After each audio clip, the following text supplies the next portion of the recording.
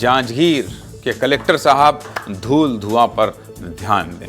क्यों कह रहा हूं मैं ऐसा, आपको आज एक खबर दिखाता हूं। कलेक्टर साहब, जांजगीर में ठीक नहीं चल रहा है, बहुत प्रदूषण हो रहा है, राखड़ से लोग परेशान हैं, ये आपको ठीक करना चाहिए, इसलिए खबर दिखा देता हूं। कोल डिपो की लापरवाही से अन्नदाता बहुत परेशान है, लेकिन जिला प्रशासन फिर भी समाधान नहीं कर रहा है। किसानों की मेहनत पर कोयले का राखड़ पानी फेर रहा है।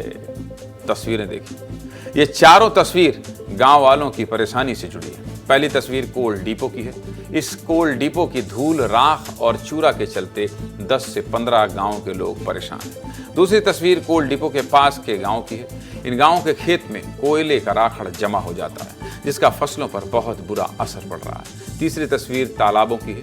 इन तालाबों का पानी भी राखड़ के चलते दूषित हो गया, जिसके चलते तालाबों का पानी किसी लायक नहीं रह गया। चौथी तस्वीर सड़कों की है। कोल डिपो के राखड़ के चलते सड़क पर चलना मुश्किल हो गया है और सड़कों पर सिर्फ और सिर्फ धूल उड़ रही है। समझ गए आप? और विस्तार से समझना चाहते हैं, बता देता हूँ। पूरा मामला छत्तीसगढ़ के जांजगीर चांपा जिले का है। यहाँ के नैला वार्ड 3 में मौजूद कोल डिपो के आसपास 50 एकड़ से ज्यादा की भूमि पर खेती होती है, लेकिन कोल डिपो से उड़ने वाले राखड़ के चलते ये खेत डंप यार्ड में तब्दील हो चुके हैं। आलम यह है कि खेतों में 1 से 1.5 फीट राखड़ पट जाता है, जिसके चलते धान काले हो जाते हैं और फिर मंडी में धान की खरीदी नहीं की जाती। इसके अलावा खेतों की उर्वरक क्षमता भी कम हो गई, जिसका सीधा असर फसल की पैदावार पर पड़ता है। इतना नहीं, आसपास के क्षेत्र में मौजूद तालाब भी अपना अस्तित्व खो रहे हैं। तालाबों का पानी पूरी तरह से काला पड़ चुका है। कोल डिपो के राखड़ से दूषित पानी ना ही कृषि के काम आता है और ना ही नहाने के लिए।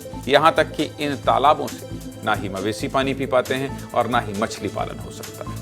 इसी राखड़ के चलते किसान पूरी तरह बेबस हो चुके हैं और अपने भविष्य को लेकर चिंतित हैं, बहुत ज्यादा चिंतित हैं। किसानों के लिए खेती ही एकमात्र आय का जरिया है। ऐसे में किसानों को डर है कि कहीं आने वाले समय में उनकी जमीन बंजर न हो जाए। कोल डिपो से उड़ने वाला ये राखड़ किसानों की उम्मीदों को मार रहा है। कोल डिपो खेतों को बीमार कर रहा है और किसानों को बहुत बड़ा नुकसान झेलना पड़ रहा है। खेतों के साथ आसपास के पेड़ पौधों का रंग भी काला पड़ चुका है और पर्यावरण को बहुत नुकसान पहुंच रहा है। सड़कें राखड़ से पट चुकी हैं। सड़कों पर उड़ती धूल से लोगों के कपड़े खराब होते हैं और साथ ही गंभीर बीमारियों का खतरा भी बढ़ चुका है। और ऐसा नहीं है कि जिला प्रशासन को इसकी जानकारी नहीं है। किसानों ने कई बार इसकी शिकायत भी की है, लेकिन जिला प्रशासन ने कोई कार्रवाई ठोस नहीं की है।